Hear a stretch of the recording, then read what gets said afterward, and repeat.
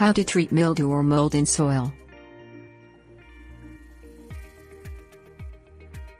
It is common to see mold and its partner mildew on plants and in soil. Mildew, a growth produced by molds, can appear ashy, white or blue-green.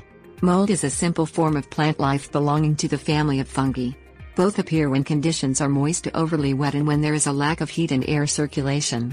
Molds are found in outdoor soils, usually in pots, but also in shady, overly crowded areas that retain moisture. Indoor molds and mildew do not hurt plants but can be a problem for people with allergies. Things you'll need: mask, black tarp, shovel, fungicide, insecticidal soap, pruners, trowel, fan, potting soil, water, bleach. Outdoor removal. Put a mask over your mouth and nose if you are sensitive to allergens.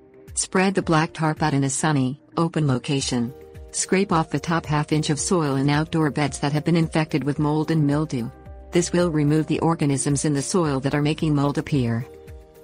Spread the soil out on the tarp and let it dry in the sun for a day. Every 2 or 3 hours disturb and redistribute the soil so all the particles are exposed to the heat and light. The sun will kill the mold spores and in turn the mildew. Return the soil to the garden bed after it has cooked for a day. Use a fungicide to spray any foliage in the bed that has mildew on it, following manufacturer's instructions. To prevent the problem from recurring, prune limbs on trees or shrubs that may be hindering sunlight. Allow little sun into the garden bed and increase the air movement by removing overcrowded vegetation. Look for the presence of aphids or scale insects, which secrete honeydew as a byproduct of their feeding, a sweet substance that will cause sooty mold. This will usually form on foliage, but it can drip onto soil. Get rid of the pests with a safe insecticidal soap, using as directed. Indoor removal. Put on your mask if you are affected by allergens. Scrape off the top surface of the soil where you see mold and dispose of it. Move the plant to a warmer area to dry out the soil. Do not water for a few days or until soil is dry. The presence of mold and mildew indoors indicates too much moisture, which is probably from overwatering. Place a fan in the room where the plant is kept. An increase in air circulation will help keep the soil from staying so sodden and giving mold spores an opportunity to grow. Alternatively, you can put the plant outside for 2 or 3 days, if it is not too cold for the plant. Check the plant for the presence of insects. Ants in the pot can indicate the presence of aphids.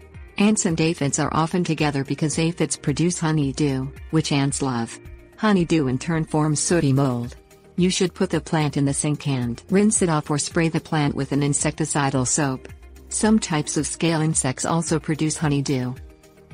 Look the soil over carefully in a week.